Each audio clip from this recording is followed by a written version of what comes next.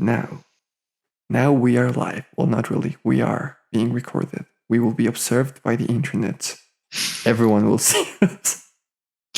We'll be No famous. pressure then. I'm sorry. So I should talk in my NPR voice and whisper talk everything. What's an NPR voice? National Public Radio. The only radio that's publicly funded. I did not know that was a thing. And now coming up next is a jazz band out of Switzerland made up of only lesbians who play flute.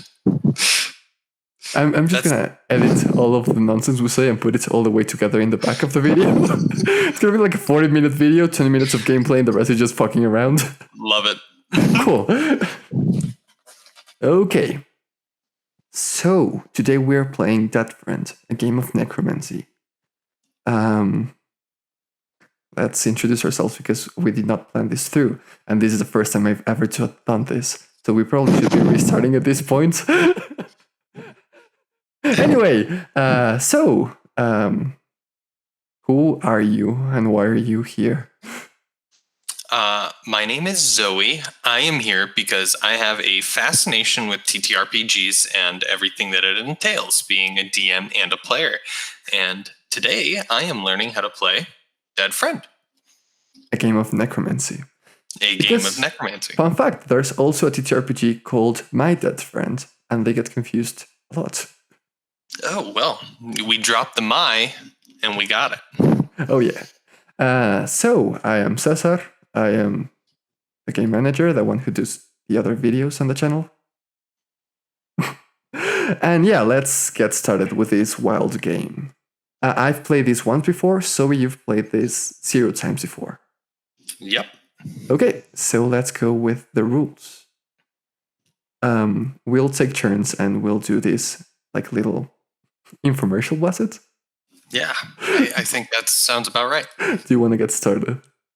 Sure. So these are the storytelling guidelines. Please take turns reading the spellbook's instructions aloud, with a new reader reading each page. God, that's hard. With a new reader each page. This story alternates between the present ritual of necromancy and flashbacks to past details of the friends' lives together. That is a wordy sentence, including the death. During the flashback sections, you may decide to narrate events from the perspective of your character or an all-knowing narrator, or roleplay conversations between your characters.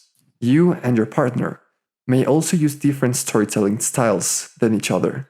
Feel free to switch up the styles as you go and allow the story to develop as a patchwork. When answering prompts, you are allowed, even encouraged, to invent new details about any character in the game, including your partner's character.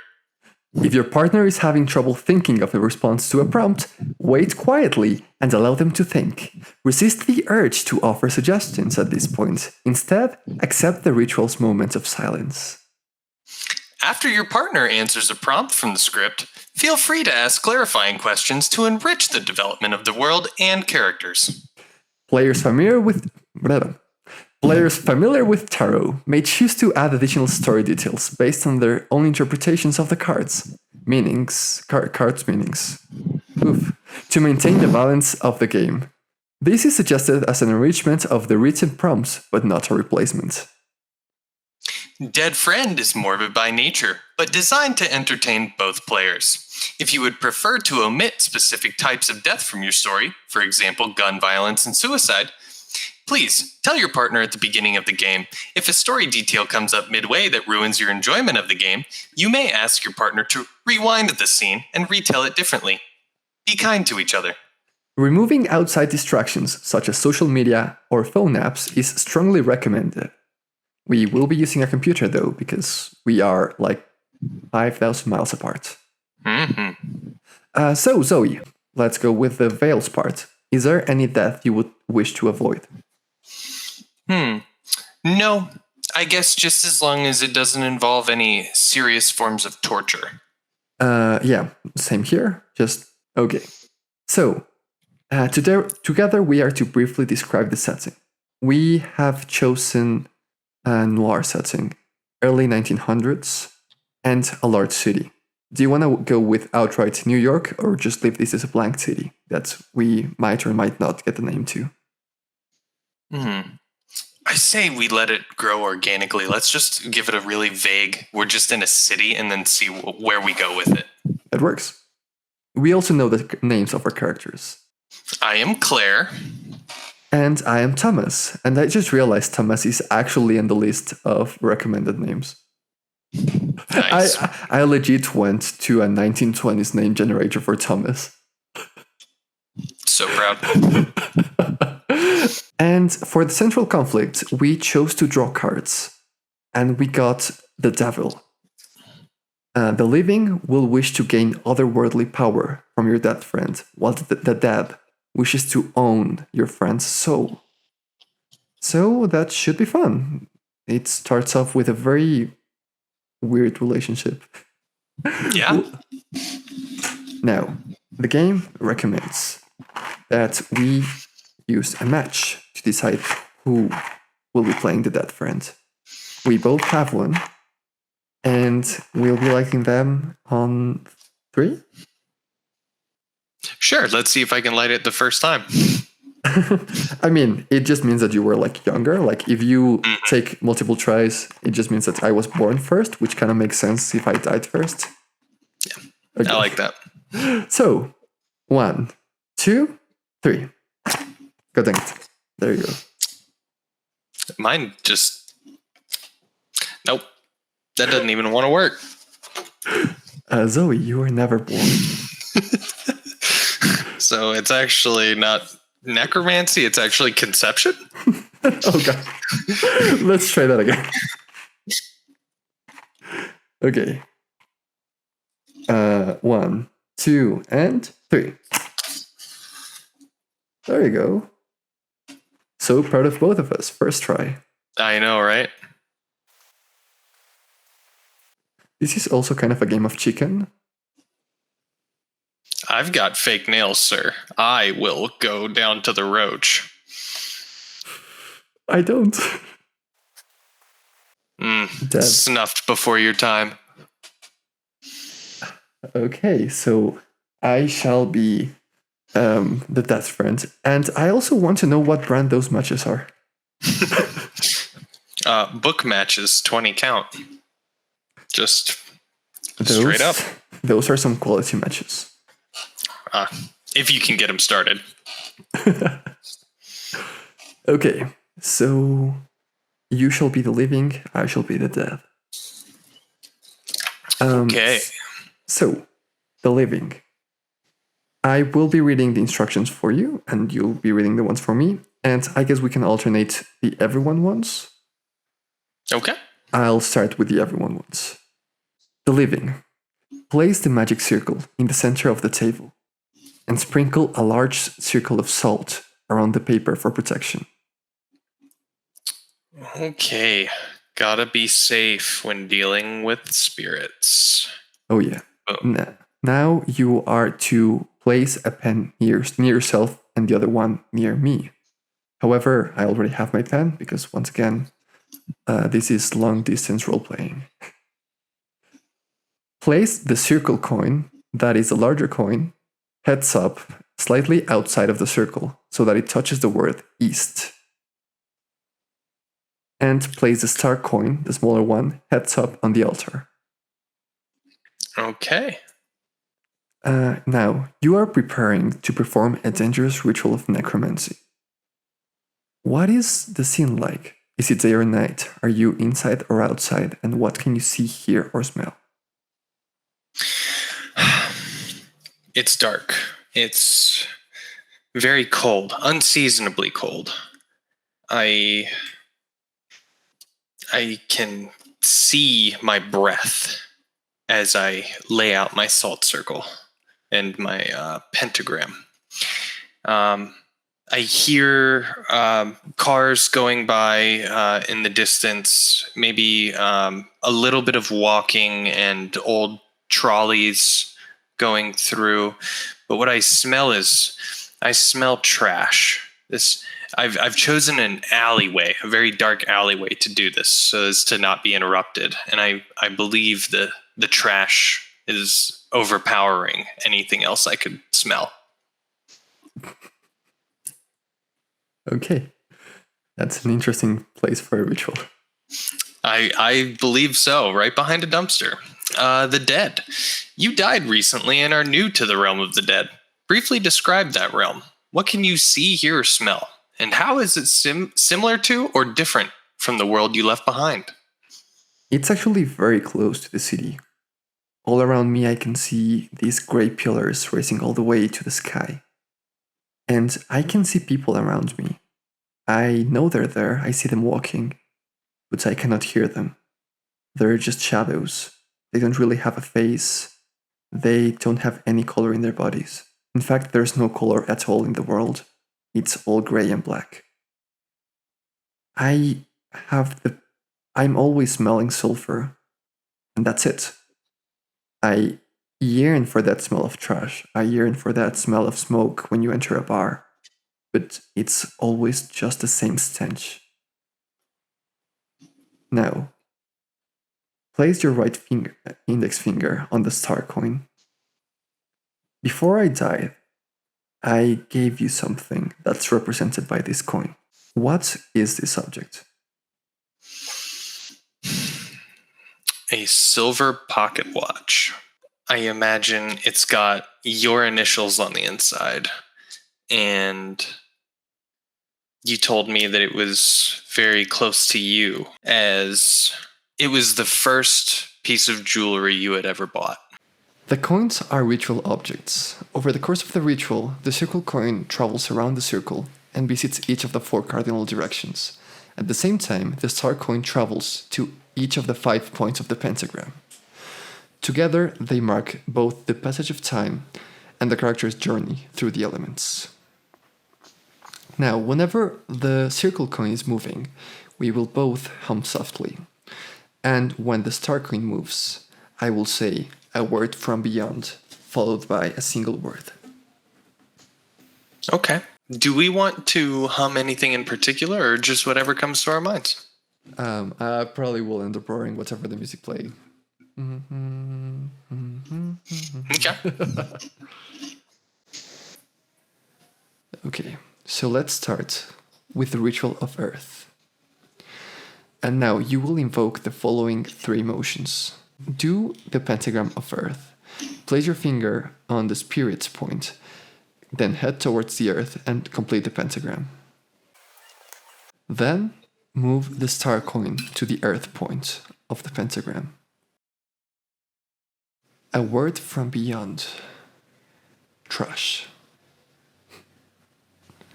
And finally, move the circle coin counterclockwise towards the north, the cardinal direction of Earth. Now, I will. We didn't hum. Oh. I will have to do the shuffling because I have the cards. 3 and a 7. Perfect. Each draw 2 random cards and look at them. Taking turns, name and briefly describe 2 people in your shared community, using the prompts in the Earth legend that correspond to the cards you've drawn. Write each new character's name and traits in one of the designated spaces around the pentagram. I'll take it away. Okay, go for it. There was one person that I remember very clearly. Their name was Benny, and I always like to call him Helpful Benny, because every time you would come into my lounge to hear me sing, Helpful Benny would always be there by your side. I believed that he was your partner, but you never liked to admit that. But Helpful Benny was always there, lighting your cigarette, watching your back, taking your coat. I mean, he was always there. And one of your co-workers, her name was Larissa. She didn't like her name. I didn't either. I wonder if you ever told her that. You probably did. Maybe in death. She was so idealistic and so naive. Like, She was dancing this cabaret, and it was not a nice place. It was not a good place. She was not getting anywhere. But she kept on saying that she was gonna make it big. She kept on saying that in a couple of years, we're gonna see her on the big streets, on the movies even. They're the whole new thing. And she wants to be one of the first movie stars. And then my manager, Tony. I believe you had a couple of run-ins with Tony, as he was not always on the right side of the law, but never too far off the beaten path. And more of a gray area kind of person. But Tony always had his nose to the grindstone, and nothing ever seemed to make him happy. No matter how hard he pushed himself into his work, nothing would ever cheer him up. He would always wear a big smile, especially whenever you came around. You were a big tipper. And he appreciated that, but you could always see behind that smile that something was wrong. Finally, I think his name was Jack. Poor man, he was so down on his luck. He always hung out outside of the cabaret asking for pennies. He could not afford food, he could not afford a place to live, but he curiously could always afford a beer. And smokes. He just gave them away whenever you asked them. Jack, he was always suffering, and he was ignored by, I think, anyone except probably the both of us. I did try to show attention whenever I could. The dead. These memories are beginning to stir up the environment in the realm of the dead. What changes are developing around you? Well, I can smell the trash, all right. I can suddenly also smell like a drunkard. Like, not actually alcohol. I love the smell of whiskey. But I smell the breath of someone who definitely had a whiskey or two earlier. As you complete the ritual of Earth, your body feels somehow different. Describe the sensations. It's bitter cold outside. I can see my breath, but somehow I've never been warmer. I'm not overheating. I'm very comfortable, but it's almost uncomfortable how warm I am. Now, the ritual of water. First, you will invoke the water with the following 3 motions. First, place your finger on air and go to water and do a pentagram from there. Done. Then move the star coin to the point of water. A word from beyond. Loneliness. And finally, move the coin counterclockwise to the west.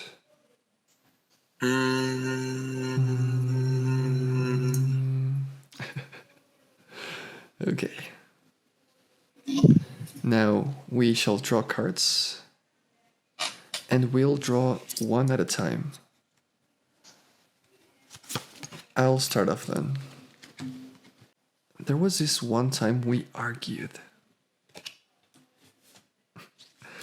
Yeah, I remember it. I was pretty beat up. I came from work and straight to the bar. My full face was a mess. Like, my lip was broken. I had a black eye. And I just came in and sat on the bar, asked for a whiskey. The bartender called for you. And you just chewed me up like you were not having it. You were just immediately over my throat telling me that I was crazy, that I should be resting, I should be in a hospital, I should not be there. I think I had a broken rib or two. And I mean, I just wanted to be there. I just had a bad day, and after I had a bad day, I always just wanted the whiskey. I didn't have any whiskey at home. I came over, but you were not having any of that. I remember like Benny was the one that actually calmed you down. I was too done for that. I was not having it. I was about to scream at you for the first time. And then Benny just grabbed my hand. My hand hurt like shit because it had been stepped on. I squirmed, and he just went over you and just tried to explain as calmly as possible that it was alright, that he would take care of me. I remember that was the time you told me that as long as you drank the stiffest whiskey in the joint, it would set your bones. Oh, yeah. Okay, it's your turn. Okay. Well, there's a particular incident that sticks out in my mind, and I think this memory might be a little more one-sided than two-sided, but I was telling you that there was a guy following me around to and from work and from my flat, and I kind of cozied up to you one night when you were visiting the bar and kind of put a little whisper in your ear that there was some creep following me around at night, and you waited outside till I went home and saw somebody waiting outside, and you beat him to damn near death. I do remember that one. The police were coming. Yeah, well, you didn't know it, but it was a lie. He wasn't following me at all. That's where I had been getting my laudanum from. Oh. And he wanted his money. I couldn't pay.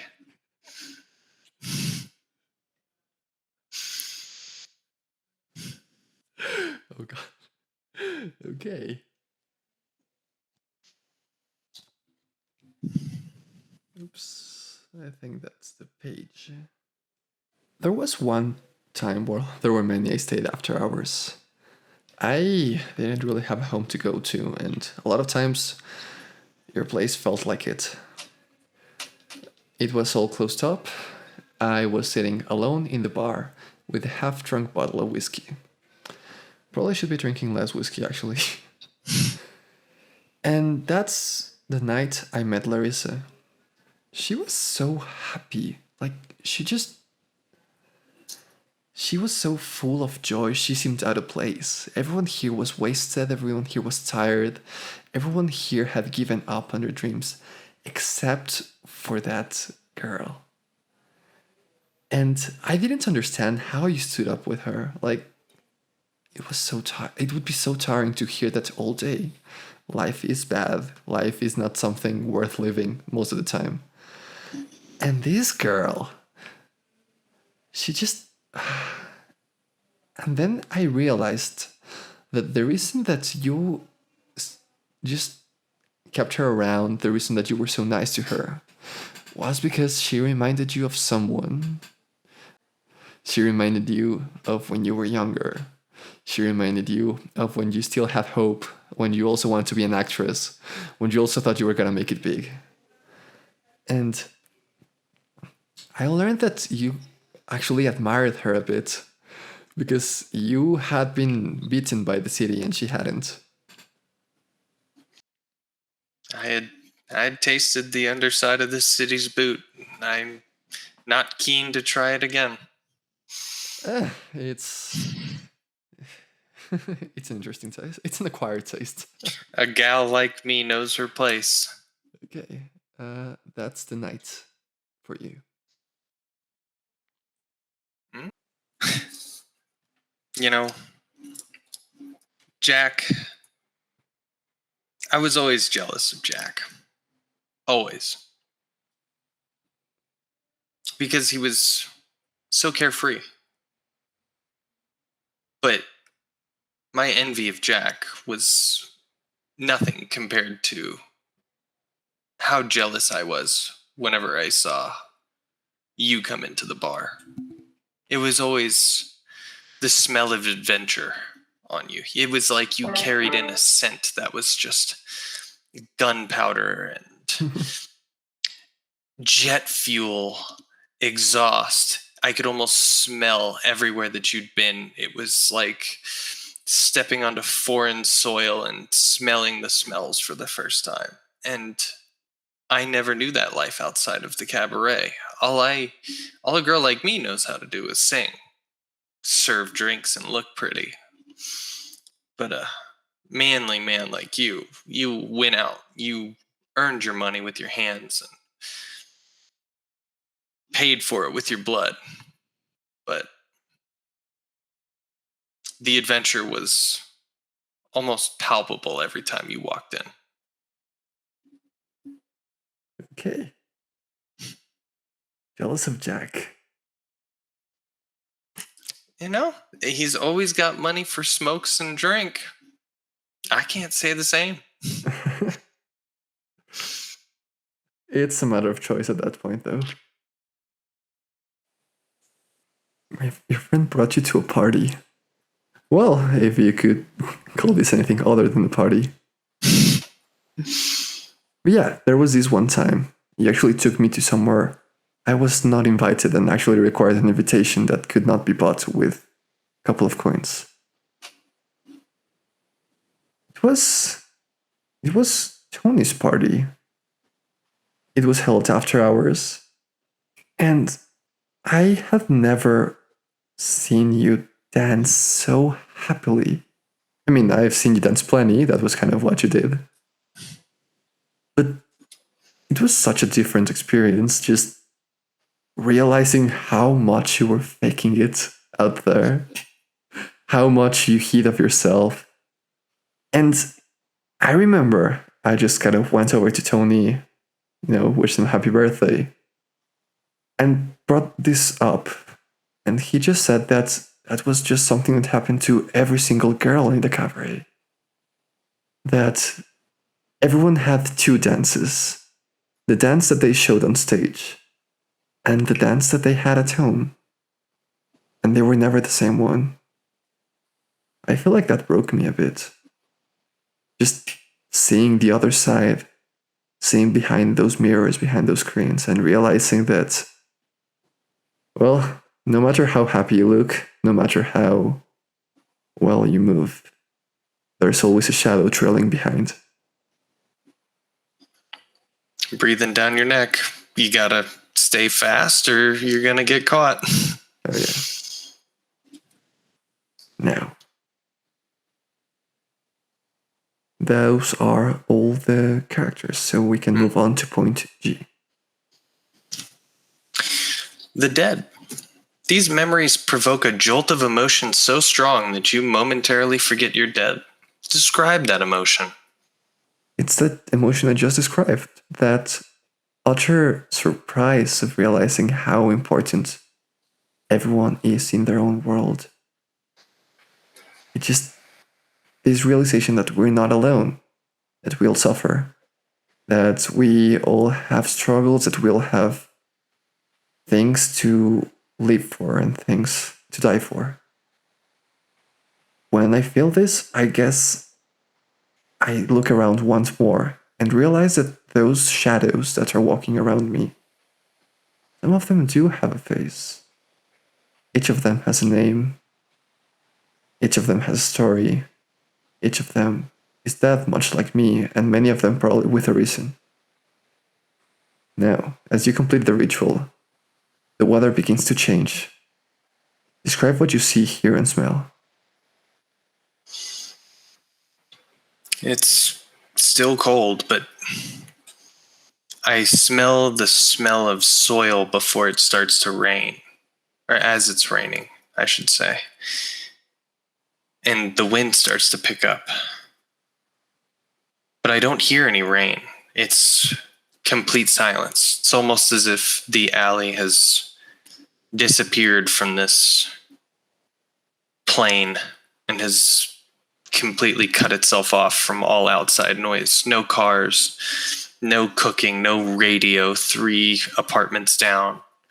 Nothing. Just pure silence. Ooh, okay. And it's terrifying. Silence always is. Okay. Let's move on to fire and air. We are now to form the magical link. Place your right index finger on the star coin. Why is this object so important to you?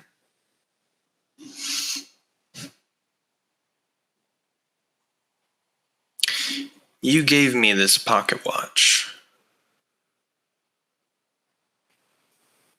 when you and I had really become familiar. And that was when I knew. You told me the story, and the story was what really sunk in. But that was when I knew that we were something more than just a customer and a dancer, something more than just friends. We were bonded, and it was the fact that you needed something to tell the time. You're a detective. You got places to be. And when you only had a couple of dollars in your wallet, you still went out and bought something nice. And a gal like me, if somebody gives her $1,000, that's big. But if they have $1 million, that's a drop in the bucket. But if somebody gives me $5 and all they've got is $7, that's sure to touch my heart. That's why it's important to me. The dead. Turn over the star coin tails up. There's a secret about this object that your friend does not know. What is the secret?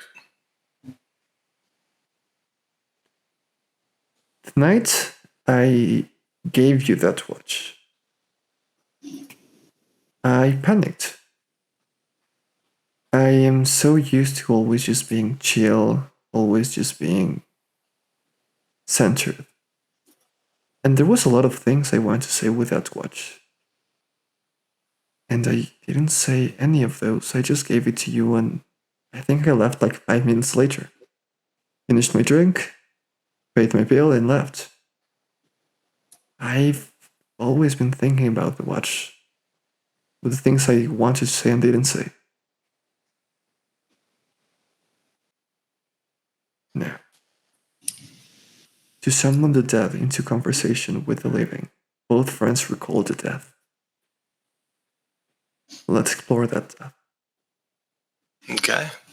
To invoke fire, first form an invoking pentagram of fire, starting from spirit, going to fire, and going all around.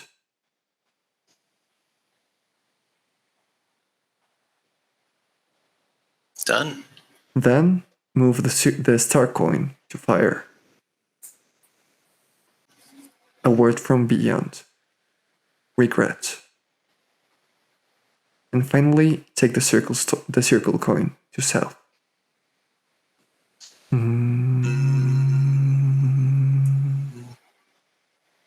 The dead. Draw 2 cards randomly, look at them, and answer the following questions using the details that correspond to your cards in the fire legend. How did you die? In old age or in youth? By natural or unnatural causes? Violently or at peace? Describe your final living moments. The day I died was a day that started like any other. Hung around some bad people. Put one of them in jail, gave the other one a beating. And I came to the bar like I do all nights. And I talked with Jack before entering. And he told me why he was so messed up. He told me for the first time that he had actually fought in the big war. That he had left everything behind. That he had just given up on his whole life to go fight for his country. And when he came back, well, they treated him like a hero for a whole 2 weeks. And then they just kind of forgot. But he couldn't hear loud noises. Whenever a door slammed, he would go into panic. He would hide. The reason he was homeless was not because he could not afford the house.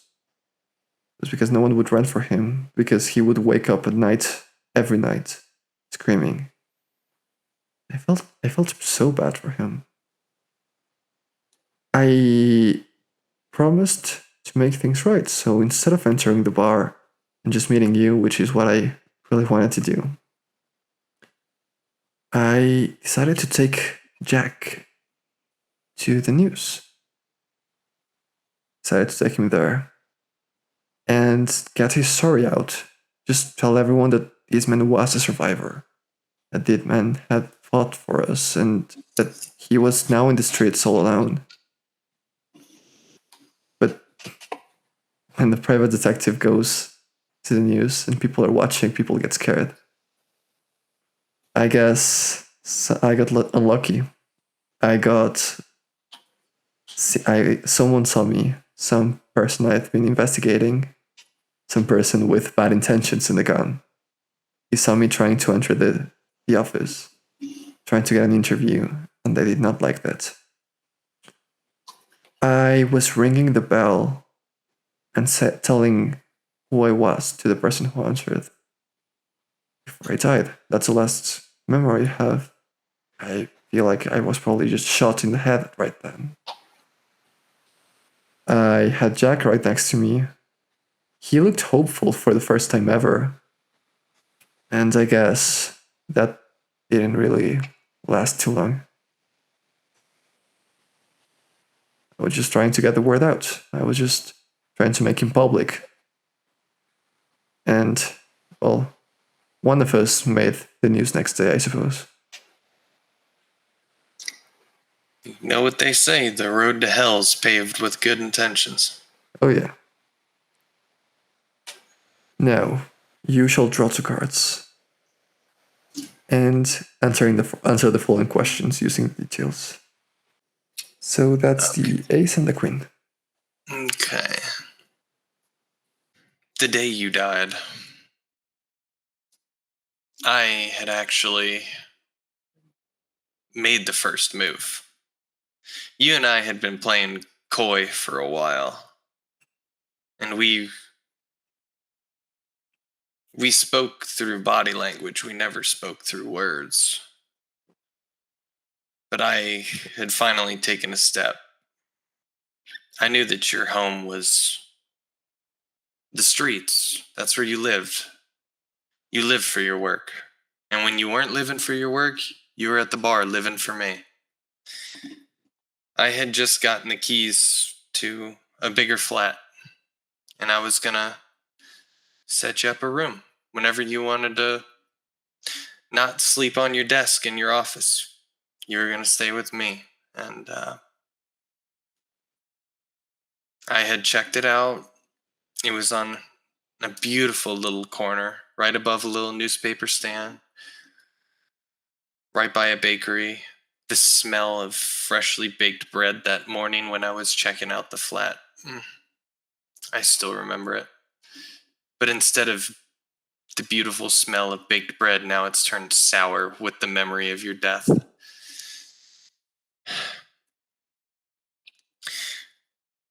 I went to the bar to go work a shift before you came in. I was going to go to work early so that when you came in, I could take off and we could go see the flat together. But I heard from Tony that that you had been shot, and I was about to go on stage. I can't believe that Tony would have done that to me. He was almost like he was trying to make me fail. I danced like I had never danced before. I sang like I'd never sang before, just to get you out of my head. I was numb. I couldn't feel anything. It was shock. It was disbelief. It was as if I never confronted the feeling, if I never thought about it again, you would just show back up at the bar, wink at me from the bar with a bourbon in your hand, and I'd give you a little shake and we would be right back to where we were. But It's not how I had hoped. The dead. In response to these memories, you are starting to catch a glimpse back into the world of the living. Describe what you see, hear, and smell. I am standing in front of that building. The glass is broken. I guess that's where the bullet went next. I hear the engines of cars for the first time in a while, and it just feels so nice. I see Jack, who is now sitting here. There's a small picture of me right next to him. I guess he started using me to get some coin. Well, it smells like the city. It ain't good, but it smells of home. Now, as you complete the ritual of fire, hints of the dead realm are gathering within the circle. Describe what you see, hear, and smell. I smell the awful smell of sulfur. It's overpowering. I can't smell the trash anymore. It's like I stuck my head into hell and took a deep breath. I see. It's not smoke. Smoke has an acrid smell and a texture to it. It's steam coming up from the pentagram. And it's a sizzling as the concrete starts giving up what little moisture it had. I am scared to put my hand anywhere near it, but I think it's starting to heat up. Okay. Now, let's summon the dead. You are about to conjure your dead friend into the circle of salt. Set the scene for the act of magic. How much time has passed since your friend died? What is happening in your life now? What led up to you performing this ritual? How did you acquire the power to summon the dead? It's been about a month. A horrible month of lamenting and grieving to myself in my brand new flat that I don't share with anyone. I can't let anyone in. Not after what happened to you. What's happening in my life is really a lot of the same. I was offered a better gig at a better bar, but I almost feel like the memories of us when you were alive keep me on the same stage. It's like maybe if I play that same stage long enough, one night you'll come back in through that door with your swagger and sweep me off my feet, and we'll be off together. And what led up to me performing this ritual? I was walking down the street in tears.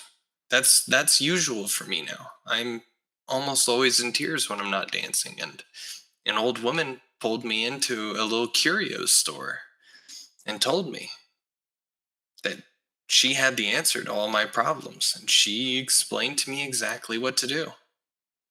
And for a pretty penny, I might add, I now hold the power to bring you back to me, Thomas. Okay. Now, turn this Tarkon back over. On the fire point, place your right index finger on the star coin and repeat the magical formula 3 times. Beloved Thomas, thou who perished by gunshot, through this silver pocket watch I conjure thee. Beloved Thomas, thou who perished by gunshot, through this silver pocket watch I conjure thee. Beloved Thomas, thou who perished by gunshot, through this silver pocket watch I conjure thee. The dead, describe what you look and sound like when you appear in the magic circle. So, it starts off like a very small figure. And it just gives the illusion of myself just walking and getting closer and closer and closer. It's as if I just entered the bar. You see me fully. You see me corporeal. You see me ready to just have a whiskey and watch you dance. Warm smile like every night. My hat underneath my shoulder, underneath my elbow. And you see me reach into my pocket before I remember that the watch is not there. Now, tell me, why have you conjured me? Thomas, I fear that I have an awful but necessary favor to ask, and that is why I conjured you here. I'm looking for power. I'm tired of licking this city's boot. And I want to dance like nobody's danced before. I want them to see me on that silver screen, and I want their jaws to hit the floor. I want the name Claire to be on every lip in this damn city. And I can only do that through you. As much as I wish that I could bring you back to me fully, I don't think the power of love is that strong. The dead. Tell your friend why you believe they must fail. Claire, sweetie, you got it all wrong. You were always in my lips. I was always talking about you dancing. You were always in my eyes. I was always looking at you. You were always in my mind. You don't have to be in everyone's mind. I could be that. I just could give you what you want. I would always be thinking of you. I would always be there for you. All you need to do is be mine.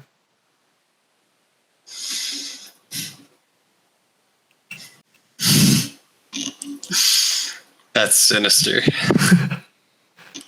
Now, let's move over to the ritual of air. Here we will drop weapons for the final battle. But first, you must invoke the air.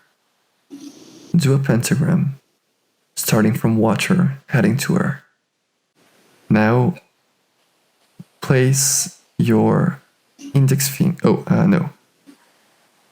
Now, move the star coin to the air point of the pentagram.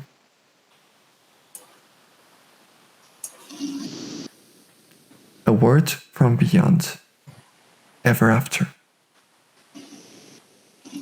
And now slide the circle coin around the circle, counterclockwise to the east.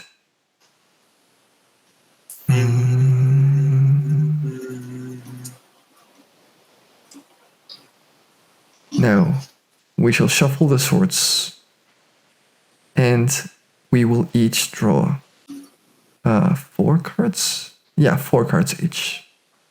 I will show yours to you and the camera while I close my eyes.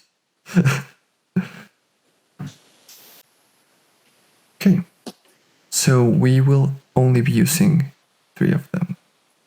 Now flip the star coin in the center of the pentagram so that it lands on the table. I will be doing this because I am the one recording the video. And the result of the coin flip, it landed heads up. So if it's heads up, the living will go first in the final battle. Okay. So place the star coin in the center of the pentagram so that it touches both names. Just place it there. And now we take turns using the weapons that we have drawn. I pull out a piece of paper. And this, when you see it, you know immediately that it's very important. It's something that was in your office. I had stopped by and grabbed what I thought was closest to you. This is the document that you signed when you joined the city's private investigator service. This is the only document that I believe that could ground you back to the side of right. I plead with you. I beg you. See what you've become and understand how badly I wish that you were how you used to be. I feel my feet just get stuck to the ground as I try to move forward. And I just look down and understand that I'm trapped. Understand that death itself is just a trap right now, that there's no going back, and that maybe, just maybe, allowing you to take me would bring us together. I'm not quite convinced. I reach over and grab your hand and pull you into the circle with me. And I hold you close. And I just show you that even in this incorporeal form, at least physically, I am much stronger than you would be. I just look down at you and try to just make you understand that if I wished to, you could be hurt horribly. I understand. I feel the strong grasp of your arms around me, and as you pull me in tighter through the sulfur, through the smell of garbage, I still, maybe it was a memory, maybe it's just my mind playing tricks on me, but I can still smell your old cologne. And that makes me woozy. I can't, I can't think. I would give anything to be back with my Thomas. Anything. But I think I pull out a blood red candle. It looks like it's been lit thousands of times before, and yet it never seems to run out of wax. I light the candle in between us and I hold it up. Thomas, you have to understand, for as long as this candle lasts, I'll never give up on you. But you're dead, baby. The living have got to live. And I'm not living. I'm not living until I'm dancing across Broadway. And you gave me that pocket watch. You gave me your time while you were alive, which I believe is the most valuable thing you could have given me. And all I ask is one more favor from you. Together, we could be the biggest star this city's ever seen. You see how Thomas just stares into the non existent flame, stares into the candle, and his grasp loosens a bit. He considers once again that maybe this is a good way to be together. Maybe that is good enough. But then he remembers the place he was in, the place made of pure darkness, the place made of pure shadows, and just imagines how nice it would be if you were there with him. He doesn't know what it'll be like if you consume his soul to become this magnificent actress. But he knows for sure that if you were able to make this city a nice place just by being there, you'd also be able to make that city of shadows tolerable, at least, if you were there. He tightens the grasp once again, and he tries to show you that darkness. He tries to bring it up all around you, and from the circle emerges a black smoke. You get a glimpse into the afterlife. And there is these moments in which everything is darkness, except for the both of us. And you just see what life would be like if it were just like that. Thomas, you're scaring me. This isn't fair. You know I would do anything for you. which is why I was hoping that you would do anything for me. And she brings out a rune-covered box. Inside of this box hasn't been told to me. I've just been told that this box is incredibly powerful. It's supposed to hold everything that we need to be together as a couple. Again, you can see me dance. You can see me sing. But at the same time, you can dance. You can sing. We'll be together. One body, two minds. You'll be with me, baby, I promise. We're gonna ride to the top together. There's no I in this team. But if you can't see that, I'd follow you into hell, Thomas. This is my last chance. Do you open the box? I would have set the candle down and brought the box out. The box is in her hands, and she expects you to open it. That is your giving consent as you opening the box. Thomas looks into the box and sees the runes and realizes that having seen the other side has taught him how to read it, and starts reciting the words written there, and starts drawing the meaning from them.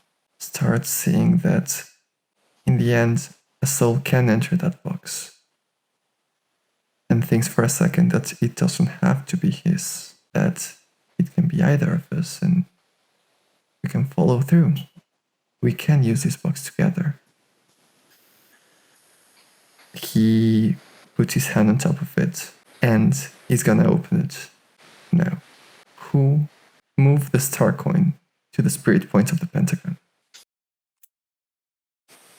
And we must decide who wins that battle.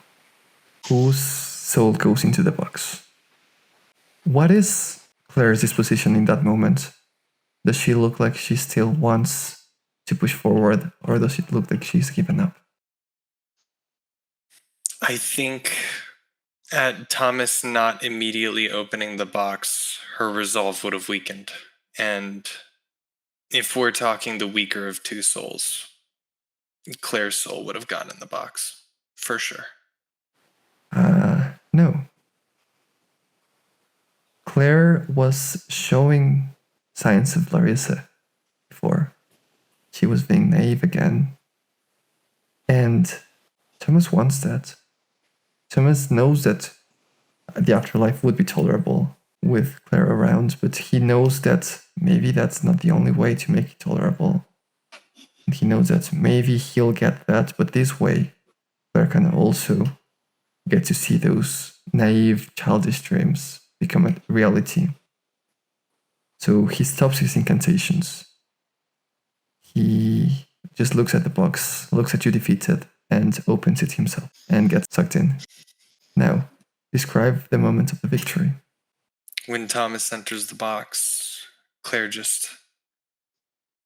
I imagine she just breaks down, still inside the pentagram, just leaned against the wall, sobbing, holding the box. She's finally got her Thomas back. It's not how she wanted it, but this is the closest she'll ever come to normal again. And now, no matter what, she'll never have to be alone again. And she knows that now she's going to be able to sing like never before. She's going to be able to dance like nobody's ever seen before. Thomas has filled the void that has held her heart for so long. She's always had the talent. She just needed something to unlock it, and Thomas was the key. The defeated conclude the story with an epilogue. What happens to the two friends next in life or the afterlife? Claire goes off and, well, deals with the devil tend to pay off. She was in everyone's lips. She was in everyone's eyes. She made it to the silver screen. She danced like it was no one's business, and she became an idol. Eventually, she grew tired of that life. She seeked calm, but would that calm ever be fulfilling for her? No. How did Claire die? I imagine Claire, upon reaching retirement, would have attempted to go inside the box. And to the world outside of that flat that she's kept all these years, she was dead. Heart stopped, no activity in the brain, but save for a locked, rune covered box next to her body, she's dead. And inside the box, she found a mostly consumed soul of Thomas. She had drawn from him for each performance, and inside it was not that strong, tall detective that she remembered. It was an elder, barely able to talk, barely able to move, barely even visible. However, she finally had his Thomas in front of him, and Thomas had gotten the nothingness just with Claire. The City of Shadows was gone. This box was not connected to that place. They too would remain here forever, within these 4 black walls, until someone else found that box and maybe tried to open it, or maybe tried to use both of them to 6-star them. And that's his dead friend. That is unbelievably sad. Yes. That was really fun. I mean, golly, that was, really heartbreaking, really. Yeah. I like this game so much. It's a fantastic game. Yeah, I don't know how you can have a happy ending with it. But I almost feel like that's the point. Oh yeah, Necromancy is not supposed to be fun. Yeah. But I think we found one of the better endings. Someone was kind of happy for a while, and then nothingness and purgatory and whatever, but hey. Yeah, you know what? If you're going to be locked up forever, at least have somebody you know with you. And because don't have someone you don't like. Exactly. That's a very solid point. Well, thanks so much for playing. That was a ton of fun. Yeah, at any time. It was a blast, really. And I hope all of you out there enjoy it too. Yeah. Hope you enjoy the story. Hope you definitely should try this out if you have someone to play it with. You probably will also end up borderline depressed by the ending, but that just shows that you're RPing correctly. Oh yeah. It's a great game to roleplay sadness for sure, because sadness is one of those feelings that's hard to get into most genres. I found most people have that one song that really makes them cry. They play that song when they really need a good cry, and I feel like this is that game for me. I'm not sure if I'm glad, but hey. Well, thank you for playing, and thanks everyone for watching. See you next time. Catch you all later.